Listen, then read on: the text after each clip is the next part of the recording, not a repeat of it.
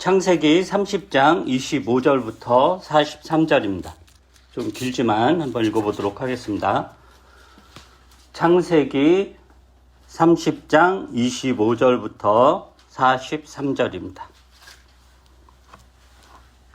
제가 읽겠습니다. 라헬이 요셉을 낳은 뒤에 야곱이 라반에게 말하였다. 제가 고향 땅으로 돌아갈 수 있도록 저를 보내주십시오. 장인 어른의 일을 해드리고 얻은 저의 처들과 자식들도 제가 데리고 가게 허락하여 주십시오. 제가 장인 어른의 일을 얼마나 많이 해드렸는가 하는 것은 장인 어른께서 잘 아십니다. 라반이 그에게 말하였다. 자네가 나를 좋아하면 여기에 머물러 있기를 바라네. 주님께서 자네를 보시고 나에게 복을 주신 것을 내가 점을 쳐보고서 알았네. 라반은 또 덧붙였다. 자네의 품삯은 자네가 정하는 그대로 주겠네. 야곱이 그에게 말하였다. 제가 장인 어른의 일을 어떻게 해드리고 장인 어른의 가축대를 얼마나 잘 보살폈는지는 장인 어른께서 잘 아십니다. 제가 여기에 오기 전에는 장인 어른의 소유가 얼마 되지 않았으나 이제 때가 크게 불어났습니다. 주님께서는 제가 하는 수고를 보시고서 장인 어른에게 복을 주셨습니다. 그러나 이제는 제가 저의 살림을 챙겨야 할 때가 되었다고 봅니다. 라반이 물었다. 그러면 내가 자네에게 무엇을 주면 좋겠는가? 야곱이 대답하였다. 무엇을 달라는 것이 아닙니다. 다만 저에게 한 가지 일만 허락하여 주시면 제가 장인 어른의 가축대를 계속 먹이고 돌보겠습니다. 오늘 제가 장인 어른의 가축대 사이로 두루 다니면서 모든 양떼에서 얼룩진 것들과 점이 있는 것과 모든 검은 새끼 양을 가려내고 염소떼에서도 점이 있는 것들과 얼룩진 것들을 가려낼 터이니 그것들을 저에게 삭스로 주십시오. 제가 정직하다는 것은 훗날 장인 어른께서 저에게 삭스로 주신 가축대를 확인하여 보실 때에 증명될 것입니다. 제가 가진 것 가운데서 얼룩지지 않은 양이나 점이 없는 양이 있든지 검은색이 아닌 새끼 양이 있으면 그것들은 모두 제가 훔친 것이 될 것입니다. 라반이 말하였다.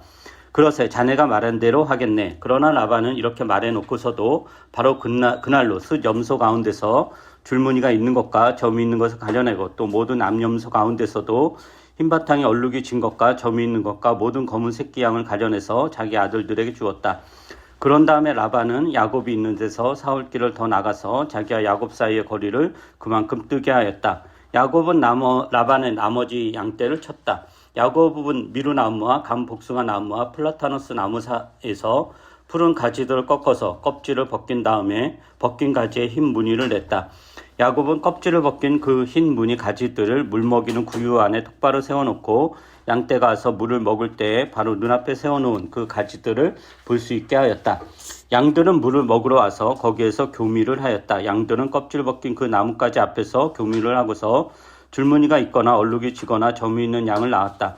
야곱은 이런 새끼 양들을 따로 떼어 놓았다. 라반의 가축대 가운데서 줄무늬가 있거나 검은 양들은 다 가려냈다. 야곱은 이렇게 자기 가축대를 따로 가려내서 라반의 가축대와 섞이지 않게 하였다.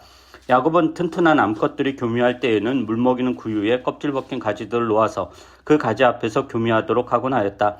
그러나 약한 것들이 교미할 때에는 그 가지들을 거기에 놓지 않았다. 그래서 약한 것들은 라반에게로 가게 하고 튼튼한 것들은 야곱에게로 오게 하였다.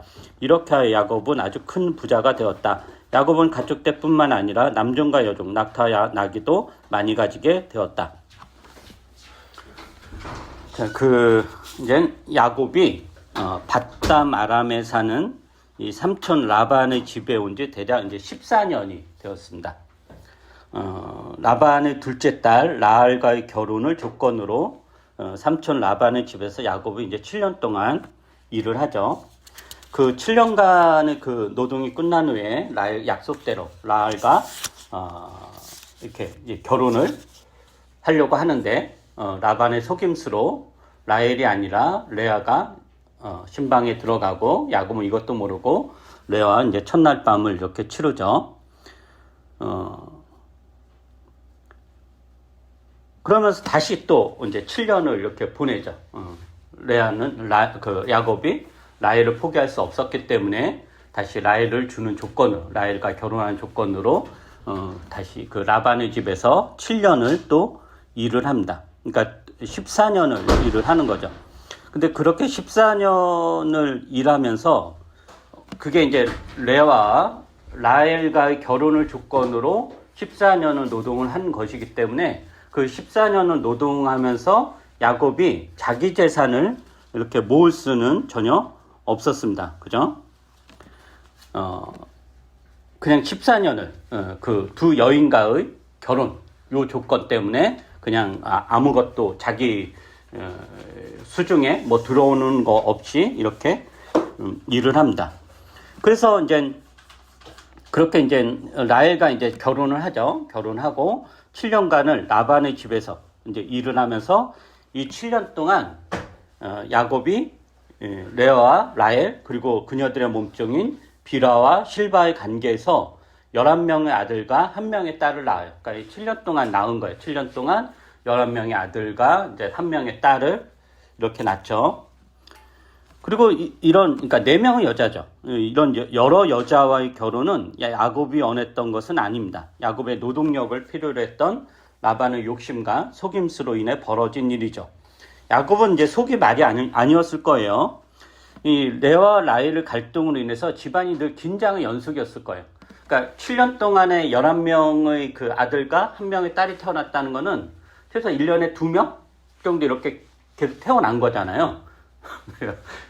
그러면 얼마나 당시 요즘 시대에 그렇게 태어나면 정말 미치고 한장을 노릇이지만 고대 근동사에서 자녀가 많은 거 얼마나 축복이에요. 그죠?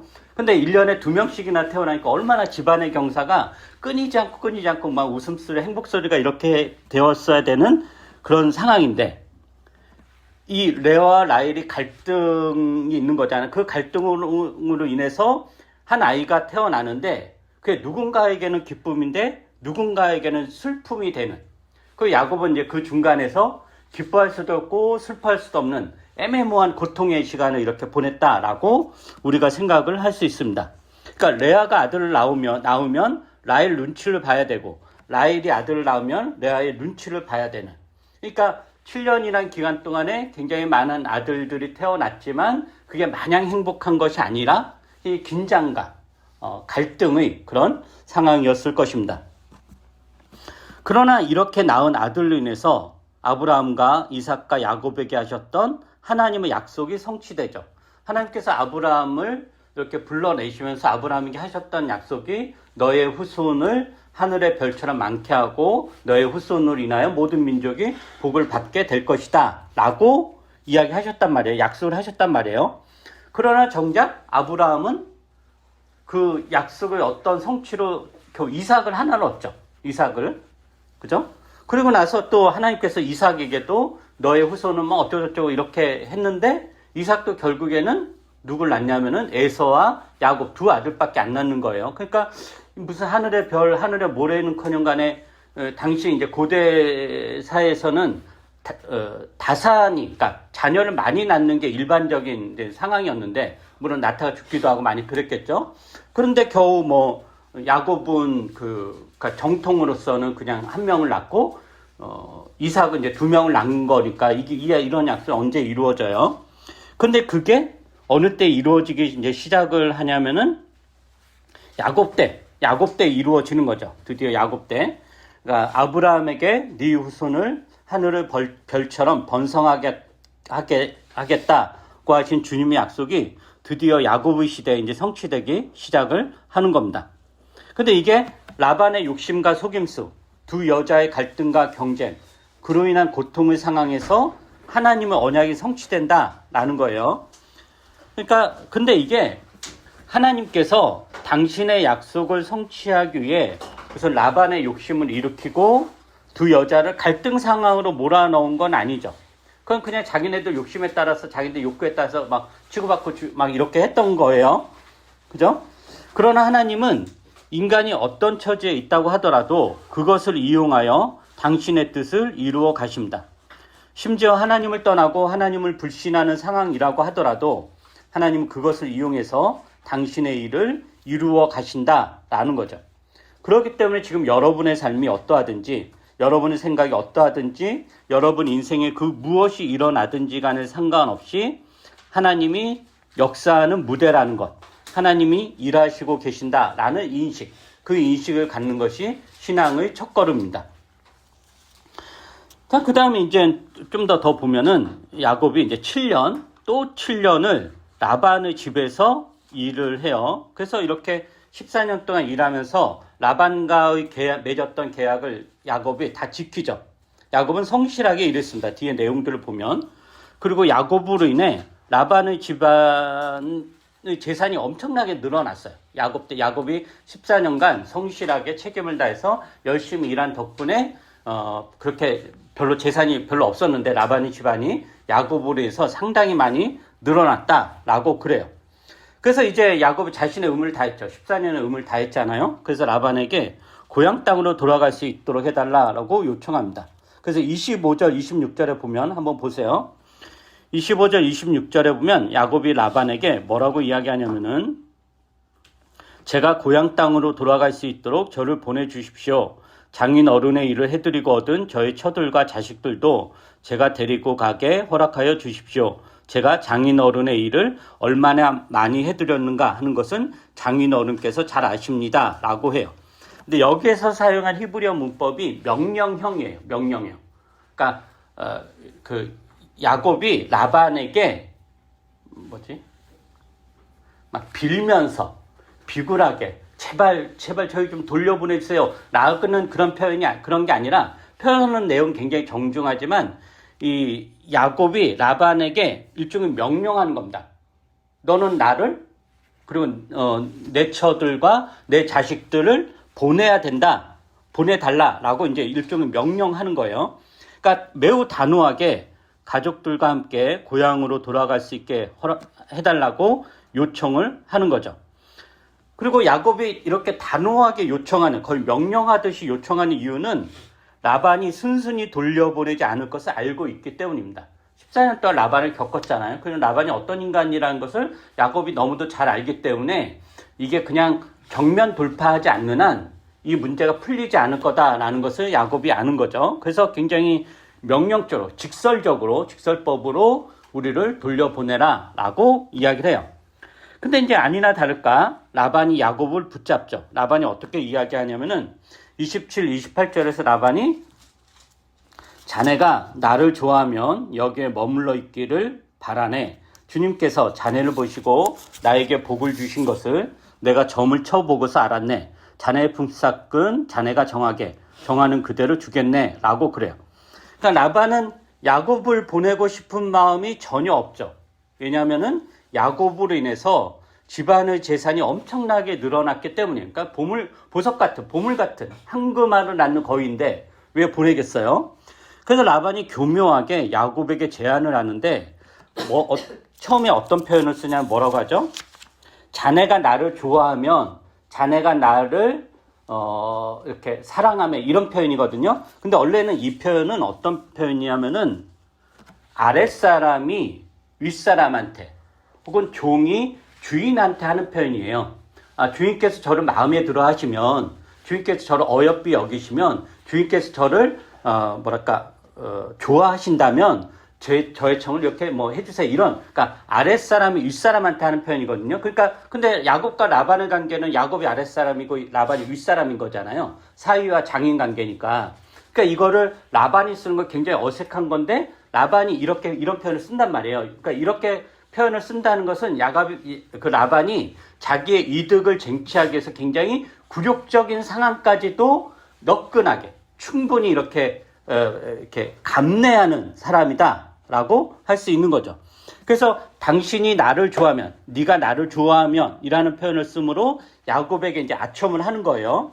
그리고 라반은 너 때문에 내가 복을 받았다라는 것도 인정을 해요. 그죠? 그러나 이러한 라반의 발언은 고향으로 돌아가겠다는 야곱의 요청을 받아들이는 것이 아니라 야곱을 붙잡기 위한 거예요. 야곱을 붙잡으려고 야곱의 이렇게 바짓가랑이라고 잡는 그런 이제 신용을 하는 거죠. 그러니까 욕심이 많은 라반 입장에서는 보낼 수가 없었던 거죠. 그러면서 라반이 야곱에게 어떤 이야기를 하냐면 제안을 해요. 어떤 제안을 하냐면은 보면은 자네의 품삯은 자네가 정하는 그대로 주겠네라고 그래요. 근데 이게 표면적으로 보면 라반이 무슨 통 크게 양보를 해서 야곱에게 제안을 한 것 같잖아요. 자네의 품삯은 자네가 내가 정하는 그대로 주겠네 라고 함으로 뭐랄까 라반이 백지수표를 내민 듯한 그런 느낌인데 사실은 그게 아니에요. 왜냐면은 우선 야곱이 라반의 두 딸을 얻는 대가로 14년을 일했잖아요. 그래서 14년이 지났어요. 그래서 야곱 입장에서는 라반의 집에서 일해야 될 의무가 없어요. 만약에 야곱이 다시 라반의 집에서 일을 해야 된다면 새로운 조건으로 계약관계를 맺어야 돼요. 그죠? 그러므로 라반의 이 제안은 너무도 당연한 거예요. 그러니까 만약에 진짜 야곱과 같이 일을 한다면 이거는 지금 이런 제안, 내가 월급 주겠다. 이건 라반이 선심 쓰듯이 이야기한 거지만 내용을 보면은 이미 계약 관계가 끝났고 새로운 계약을 맺으려면은 당연히 라반이 야곱에게 주는 게 있어야 돼요. 왜냐면은 야곱이 라반에게 노동력을 제공하는 거니까 당연히 라반 입장에서는 야곱에게 주는 게 있어야 되는 거죠. 근데 너무도 당연한 이거를 라반은 자기가 선심 쓰듯이 무슨 그 이야기를 한다 라고 하는 거죠. 그러므로 이 라반의 이 제안은 선심이 아니라 너무도 당연한 건데 자기의 선심으로 이렇게 이제 한다라고 하는 거예요. 그리고 또 이 라반의 제안은 라반에게 그 어떤 손해도 없는 제안이에요. 만약에 라반이 이게 진짜 라반의 진정성이 드러나려면은 라반이 야곱의 공을 인정하고 야곱을 진짜 위한다면은 그동안 야곱으로 인해서 재산이 엄청나게 늘어났잖아요. 너 때문에 우리 재산이 엄청나게 늘어났고 그러면 그 중에서 내가 재산 10%를 혹은 20%를 몇 프로 내가 너한테 떼어주겠다. 떼어주고 이제 앞으로 계속 일하게 되면은 그 일한 거에 대한 대가를 내가 정당하게 지불하겠다라고 해야 되는데 전혀 그런 이야기가 없죠. 그냥 앞으로 일을 하게 되면은 네가 원하는 거 조건 내가 이렇게 들어주겠다라는 식으로 하는 거예요. 그러니까 이 라반의 제안은 라반에게 그 어떤 손해도 없는 제안이다라는 거죠.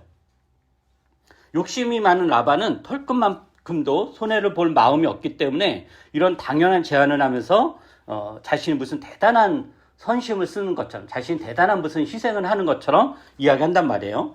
우리도 이제 살다 보면 이제 그런 사람 있잖아요. 이렇게 말만 번드르르하게 하고 무슨 자신이 대단한 양보를 하고 손해를 보는 것처럼 이야기하는데 이 내용을 하나하나 뜯어보면 하나도 손해보는 게 없어. 하나도 손해보는 게 없고 그냥 생색만 내는 그런 사람이 있잖아요. 그러니까 라반이 이제 그런 사람인 거죠. 근데 야곱도 산전수전 다 겪은 사람이죠. 14년 동안이나 삼촌이자 장인인 라반을 지켜보았으니 그 속을 훤히 들여다보았을 것입니다. 그래서 야곱은 라반의 제안을 단호하게 거절하면서 어떻게 말하냐면 이렇게 말해요. 29절부터 30절 여러분이 한번 읽어보실까요? 29절부터 30절 시작. 야곱이 말하였다. 제가 장인어른의 일을 어떻게 해드리고 장인어른의 가축들을 얼마나 잘 보살폈는지는 장인어른께서 잘 아십니다. 제가 여기에 오기 전에는 장인어른의 수유가 얼마 되지 않았으나 이제 때가 크게 돌아왔습니다. 주님께서는 제가 하는 수고를 보시면서 장인어른에게 복을 주셨습니다. 그러나 이제는 제가 저의 삶을 챙겨야 할 때가 되었다고 봅니다. 이게 지금 어떤 내용이냐면은 야곱은 자신이 라반의 재산을 늘리는데 얼마나 큰 공을 세웠는지 이야기합니다. 자신이 얼마나 성실하게 책임을 다해서 라반의 집안일을 했는지 이야기하죠. 그래서 어떻게 이런 표현을 써요. 내가 여기에 오기 전에는 장인의 재산이 변변치 않았으나 나로 인해 지금은 엄청나게 늘어났다. 이런 이야기를 하는 거예요. 그러니까 한마디 이건 뭐냐면은 주님이 당신이 지금 잘 나가지고 이렇게 복을 주는 줄 아느냐. 그러니까 주님께서 내가 열심히 하는 수고를 보고서 복을 준 거다. 내가 여기 오기 전에 너는 변변치 않았다. 별것도 아닌 거였는데 내가 가지고 너를 이렇게 엄청나게 부자로 만들어줬다. 즉, 다 내 덕분에 네가 장인어른이 이렇게 잘 살게 된 것이다. 즉 나는 더 이상 장인어른에게 빚이 없다. 오히려 라반 당신이 나에게 빚이 있다. 그래서 이제는 나도 독립해서 내 처자식들을 먹여 살려야 되겠다. 나에게 빚이 있어 내가 그거 요구하지 않겠다. 라는 그런 단호한 이야기인 거예요. 그러자 이제 라반이 이제 자기의 처음 제안이 먹혀들지 않는다는 것은 이제 라반도 이제 간교하니까 빨리 알아듣죠. 그래서 뭐라고 하냐면 이전보다 진전된 제안을 해요. 그게 31절이에요. 31절 상반절에 보면은 뭐라고 이야기하냐면은 그러면 내가 자네에게 무엇을 주면 좋겠는가? 라고 물어봐요. 근데 라반이 이렇게 물어본다는 것은 자신의 처음 제안이 통하지 않았다라는 것을 알고 야곱에게 이제 공을 넘긴 거예요. 라반 입장에서는 자신이 처음에 한 제안이 통하지 않았으니까 야곱이 제안을 역으로 제안하면 그 제안을 들어줄 사람 자기가 되는 거잖아요. 그러니까 들어줄까 말까. 그러니까 처음에 라반이 야곱에게 제안을 했어요. 제안했으니까 그걸 들어줄까 말까는 주도권 누구한테 있냐면은 야곱한테 있단 말이에요. 근데 그게 통하지 않았어요. 그래서 라반이 다시 그냥 야곱의 공을 넘겨버려요. 그래서 그 공을 가지고 야곱이 제안을 하면은 그걸 들어줄까 말까는 누가 결정하는 거예요? 라반이 하는 거잖아요. 그래서 라반에게 이제 주도권이 넘어오는 거죠. 그래서 이 협상의 주도권을 라반이 가지고 올 수 있다라고 생각을 한 거예요. 그래서 야곱에게 공을 넘겨요. 근데 이런 제안에 대해서 야곱이 어떻게 반응하냐면은 그게 이제 31절부터 33절인데 한번 제가 읽어보죠. 31절부터 33절. 라반이 물었다. 그러면 내가 자네에게 무엇을 하면 좋겠는가? 이렇게 이제 라반이 그 야곱의 공을 넘겨요. 그 야곱이 이렇게 대답합니다. 무엇을 달라는 것이 아닙니다. 다만 저에게 한 가지 일만 허락하여 주시면 제가 장인 어른의 가축대를 계속 먹이고 돌보겠습니다. 오늘 제가 장인 어른의 가축대 사이로 두루 다니면서 모든 양떼에서 얼룩진 것들과 점이 있는 것과 모든 검은 새끼 양을 가려내고 염소떼에서도 점이 있는 것들과 얼룩진 것들을 가려낼 터이니 그것들을 저에게 삭스로 주십시오. 제가 정직하다는 것을 훗날 장인어른께서 저에게 삭스로 주신 가축대를 확인하여 보실 때 증명될 것입니다. 제가 가진 것 가운데서 얼룩지지 않은 양이나 점이 없는 양이 있든지 검은색이 아닌 새끼 양이 있든지 그것도 모두 제가 훔친 것이 될 것입니다. 원래 이제 일반적 양은 하얗죠. 양은 하얗고 염소는 뭐 흰 염소도 있고 이제 검은 염소도 있어요. 그런데 이제 점박이 양이나 점박이 염소, 그러니까 색이 섞인 거죠. 검은색과 흰색이 섞인 거. 그리고 이제 검은 양은 굉장히 이제 드문단 말이에요. 그건 이제 돌연변이로 생긴 거니까 굉장히 이제 드물죠. 그러니까 야곱이 어떻게 제안하냐면 내가 이 집에서 삼촌, 그러니까 장인어른의 집에서 좀 더 일을 할 테니까 이제 나에게 이제 삭스를 달라. 근데 나에게 줄 삭스로 점박이 양과 염소, 검은 새끼 양을 달라고 그래요. 근데 야곱이 왜 이런 제안을 했을까라는 거예요. 야곱은 라반의 욕심과 속임수를 알고 있기 때문에 만약에 야곱이 라반의 재산을 조금이라도 축내는 제안을 하면 교묘하게 거절할 것임을 야곱이 알았을 것입니다. 그래서 라반 입장에서 거절할 수 없는 거라는 라반 입장에서 별로 손해될 게 없는 것, 그 손해될 게 없는 제안을 한 거죠. 그래서 34절에 라반이 곧바로 이렇게 이야기해요. 그러세, 자네가 말한 대로 하겠네. 이게 무슨 통큰 그런 결단이 아니라 라반이 워낙 이제 잔머리가 잘 돌아가니까 이게 야곱의 제안에 아주 즉각적으로 이제 머리가 돌아가서 이거는 나한테 전혀 손해볼 게 아닌데? 라고 이제 판단이 이렇게 든 거죠. 자기에게 아무 손해도 아니라는 것. 오히려 손해가 아니라 야곱을 합법적으로 붙잡을 수 있는, 야곱의 노동력을 합법적으로 쓸 수 있는 기회가 왔다라는 것을 확인하고 야곱의 제안을 받아들입니다. 그리고 라반은 계획을 세우죠. 그 표현에 보면 그날 당장 이런 표현을 쓰거든요. 그 뒤에 보면은 어떤 계획을 세우냐면은 라반이 그 뒤 내용을 보면은 라반은 야곱에게 단 한 마리의 양이나 염소를 줄 생각이 없습니다. 그리고 야곱이 달라고 했던 뭐 이렇게 그 얼룩 그러니까 색이 섞인 거라든가 그 검은 양 이건 거의 없는 거예요. 굉장히 뭐 정말 100에 하나 1000에 하나 있을까 말까 한 건데 이제 몇 마리 없는 거죠.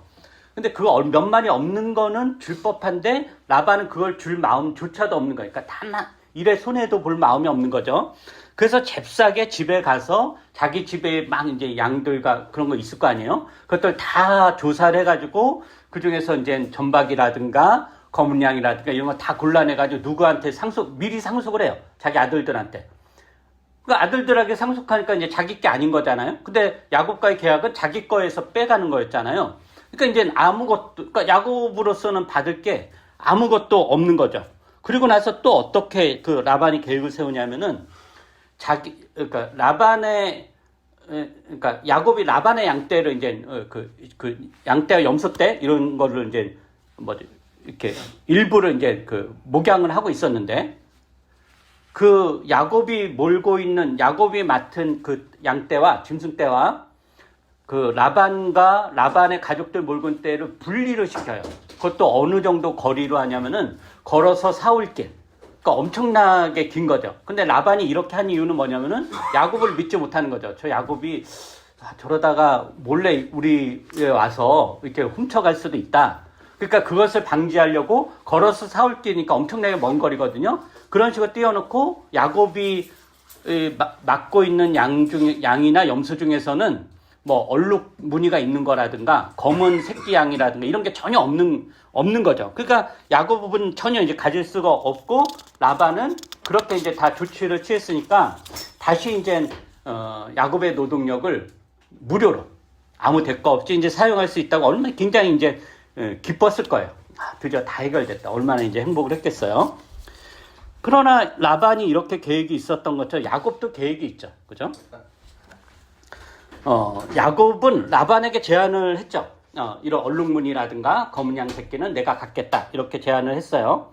그 라반이 그래, 그렇게 해라. 그랬어요. 그러나 야곱은 라반을 믿지 않습니다. 그리고 라반의 호의로 자신이 무슨 이득을 보았다는 말을 듣고 싶지도 않습니다. 그래서 야곱은 자신만의 방법으로 재산을 늘려요.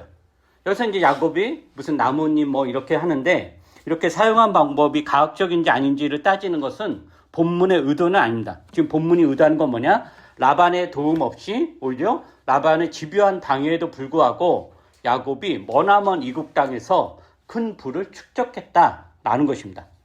더구나 야곱이 라반의 집에서 이렇게 부를 축적한 방식은 원래 야곱의 주특기가 속임수였잖아요. 그 속임수 때 이제 쫓겨나기도 피신을 한 거고, 그리고 그 삼촌 라반의 집에 와서 오히려 역으로 당하죠. 라반에게 이제 속임을 이렇게 당하잖아요. 그러면은 네가 나를 속여 나도 너를 속이겠다라고 할 법한데 야곱은 라반을 속이지 않습니다. 비록 야곱이 자신의 속내를 라반에게 감추었지만 그것을 라반을 속인 것은 아니에요. 야곱은 라반과 맺은 계약에 따라서 자신의 부를 축적합니다. 즉 속임수를 쓰지 않고 라반과 맺은 계약을 충실히 지키는 것으로 라반의 계략을 무력화시키죠. 그리고 이게 정직하겠다라는 것은 나중에 라반이 항의를 못해요. 만약에 야곱이 속임수를 저질렀다면 그 속임수 썼을 때 계약 파기잖아요. 근데 라반이 그렇게 못한다라는 거예요. 그러니까 야곱이 굉장히 이 계약에 충실하면서 자신의 이제 부를 이제 축적해 나가는 게 이 방식인 거죠. 그리고 또 그렇다고 해서 야곱이 자신의 부를 축적한 게 라반의 집안에 또 손해를 준 거냐? 손해를 준 것도 아니에요. 야곱은 자신의 노력으로 일군 자신의 몫을 가져간 것이지 라반의 집에 손해를 끼치거나 라반의 재산을 몰래 훔치거나 빼앗는 식으로 자신의 부를 축적한 것은 전혀 아닙니다.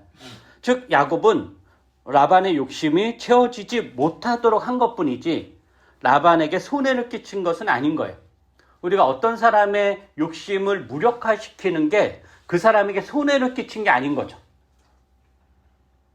그죠? 아니, 내가 굉장히 욕심을 부리고 있는데 누가 그 욕심을 무력화시켰어. 그럼 그게 나한테 손해예요? 그렇게 생각하죠. 악한 인간들은. 라반은 그렇게 생각할 거예요. 그러나 그건 손해가 아니죠. 그러니까 원래 자기가 가지면 안 되는 거를 욕심을 부리고 있다가 그 어떤 사람으로 인해서 그 욕심이 무산된 거예요. 그 욕심이 무산된 거지 그게 그의 본인에게 진짜 손해는 아닌 거죠. 이런 맥락에서 야곱이 이런 방식으로 부를 축적한 게 라반에게 손해를 끼친 것은 더 이상 전혀 아니다라는 것입니다. 그래서 야곱은 어떻게 되냐? 타인에게 해를 입히지 않는 사람이 된 겁니다. 이전 에서의 관계에서 달라진 거죠. 이전에는 형의 것을 빼앗고 속임수를 써서 자신의 이득을 만들어냈다면 이제는 그렇지 않습니다. 그러니까 야곱이 변하죠. 다른 사람이 돼요. 라반의 집에서 야곱은 14년의 세월을 참으며 라반과 한 계약에 충실합니다. 라반이 자신을 속이고 또 라반이 자신의 진심 어린 마음으로 사위로 대하지 않는다고 하더라도 그것을 핑계로 불성실하거나 라반의 것을 몰래 훔치거나 하지 않습니다. 우리가 또 그렇게 넘어가죠. 우리가 뭔가 나쁜 일을 하는 이유는 저 인간이 나쁜 일을 해서 나도 나쁜 일을 하는 걸로 정당화 하잖아요. 그러니까 야곱 입장에서는 계속 삼촌 라반이 나를 속이니까 나도 속여야 되겠다 라고 할 법한데 더 이상 야곱이 라반을 속이지 않는다 라는 것입니다. 그러니까 라반이 자신을 아무리 속인다라고 하더라도 자신도 그것을 핑계로 불성실하거나 일을 대충 하거나 막 훔치거나 하지 않는다라는 거예요. 그렇다고 해서 무슨 속절없이 라반에게 기대를 하거나 라반이 언젠가는 나에게 잘해줄 거다라는 희망을 품며 현재 힘듦을 견디는 것도 아니죠. 야곱은 자신이 해야 할 일을 묵묵하게 합니다. 아브라함과 이삭에게 나타나서 약속하셨던 하나님이 자신을 만나고 자신에게도 동일한 약속을 하셨고 베델에서 그 약속을 붙잡고 살아가는 야곱이 세상을 살면서 선택한 삶의 방식은 그냥 묵묵하게 자기 할 일을 하는 겁니다. 교활하지 않으면서도 지혜롭고 욕심이 없으면서도 자기 몫은 자신이 챙기고 속이거나 빼앗지 않으면서 자신의 이득을 취해가는 것, 이게 야곱이 채택한 삶의 방식입니다. 여러분에게도 묵묵하게 자기 할 일을 하는 삶의 태도가 있어야 할 것입니다. 그리고 이러한 삶의 태도는 하나님에 대한 믿음, 하나님이 하신 말씀을 신실하게 붙잡고 가는 것으로 가능할 것입니다. 기도하겠습니다. 사랑이 많으신 우리 주 하나님, 하나님께서 야곱의 일생에 개입하시면서 야곱이 겪는 수많은 어떤 사건과 또 그가 처한 환경들을 이용해서 당신의 사람으로 이렇게 만들어 가십니다. 야곱의 세월을 보내고 인생을 살아가면서 그 세월이 헛되지 않았다라는 것은 그가 점점 하나님의 사람으로 하나님 백성으로 자라가는 것에 있음을 우리가 다시 한번 확인합니다. 우리도 인생을 살면서 하루하루 지나고 1년, 2년 지나가면서 우리도 그러한 성장이 하나님 안에서의 그런 하나님 온전히 믿음으로 이렇게 묵묵히 살아가는 그런 삶의 지혜와 태도가 있는지 돌아볼 수 있도록 은혜를 베풀어 주시옵소서. 우리 안에서 늘 선한 일을 일으키시고 역사하시는 그 하나님을 바라보며 하나님이 우리에게 하신 약속을 기억하며 잘 살아갈 수 있도록 함께해 주시옵소서. 감사드리며 예수님 이름으로 기도합니다. 아멘.